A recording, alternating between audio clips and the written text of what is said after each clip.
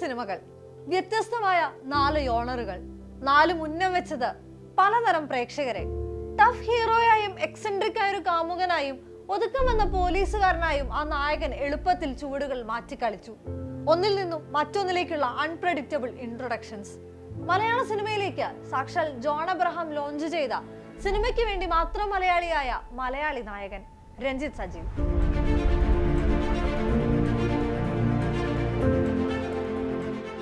Mic എന്ന ചിത്രത്തിലൂടെയാണ് രഞ്ജിത്ത് മലയാള സിനിമയിലേക്ക് കാലെടുത്ത് കുത്തിയതെങ്കിലും അയാളുടെ തലവര മാറ്റി വരച്ചത് സാജിദ് യഹ്യ പണിതെടുത്ത ഖൽബായിരുന്നു.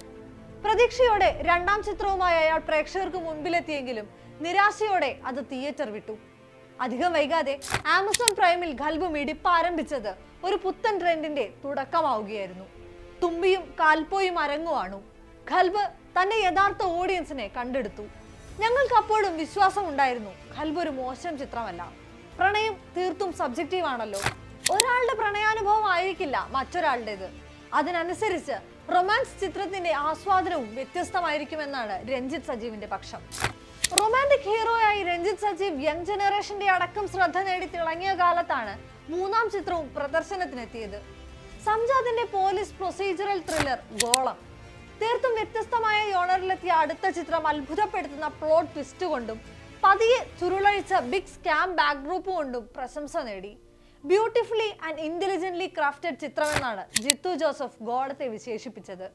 ഒരു മൾട്ടിനാഷണൽ കമ്പനിയിലെ അടച്ചിട്ട ബാത്റൂമിനുള്ളിൽ കൊല്ലപ്പെടുന്ന സിഇഒ, കേസ് അന്വേഷിക്കാൻ എത്തുന്ന IPS സന്ദീപ് കൃഷ്ണനായി രഞ്ജിത്ത് കരിയറിൽ ഒരു നല്ല ചിത്രം കൂടെ കൂട്ടിച്ചേർത്തു. മൈക്കിൽ തുടങ്ങി ഗോളം വരെയും ചിത്രങ്ങൾ നോട്ടമിട്ടത് 3 തരം പ്രേക്ഷകരെയാണ്. ഐഡന്റിറ്റിയിൽ കൺഫ്യൂസ്ഡ് ആകുന്ന യൂത്തിനും, out and out romantic feel demand ചെയ്ത യൂത്തിനും, ത്രില്ലർ പടങ്ങളിൽ ഹൈ കണ്ടെത്തുന്ന മറ്റൊരു കൂട്ടം സിനിഫൈൽസിനും വേണ്ടത് അയാൾ സമ്മാനിച്ചു. സൂപ്പർ താരങ്ങൾക്ക് മാത്രമല്ലാത്ത ചിത്രങ്ങളിൽ അയാൾ തന്റെ നായകത്വത്തിന് സ്ഥാനം കണ്ടെത്തുന്നുണ്ട്. അപ്പോഴും വിമർശനവും വാത്സല്യവും ചിത്രങ്ങൾ കണ്ടെടുക്കുന്നു.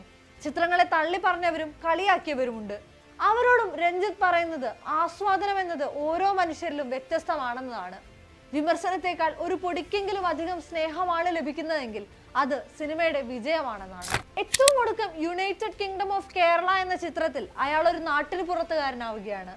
ജോണി ആന്റണി, ഇന്ദ്രൻസ്, അൽഫോൻസ് പുത്രൻ, മനോജ് കെ ജയൻ തുടങ്ങിയ മുതിർന്ന ഒരുപിടി താരങ്ങൾക്കൊപ്പമാണ് അടുത്ത ചിത്രം. പരീക്ഷിച്ചു കഴിഞ്ഞതിനപ്പുറം മറ്റൊരു യോണറിലാണ് ചിത്രം ഡിസൈൻ ചെയ്തിരിക്കുന്നതെന്നാണ് പറയപ്പെടുന്നത്. ആക്ഷനും റൊമാൻസും അയാൾക്ക് സെപ്പറേറ്റ് ഫാൻ ബേസ് ഉള്ള ഏരിയകളാണെന്നിരിക്കെ എല്ലാം ചേർത്ത് വെച്ചൊരു സിനിമ എന്ത് സമ്മാനിക്കുമെന്നത് കാത്തിരുന്നറിയണം. രഞ്ജിത്ത് സജീവ് എന്ന നായകൻ സൃഷ്ടിക്കുന്ന സമാന്തരമായൊരു ഫാൻ ബേസ് ഉണ്ട്. സാവകാശമെങ്കിലും അയാൾ വ്യാപിപ്പിക്കുന്ന ആസ്വാദകരുടെ റേഞ്ചും വ്യത്യസ്തമാണ്. കഥകളിലോ കഥാപാത്രങ്ങളിലോ കുരുങ്ങാതെ പല കഥകളിലേക്കും മനുഷ്യരിലേക്കും അയാൾ ഇനിയും പരന്നൊഴുകട്ടെ.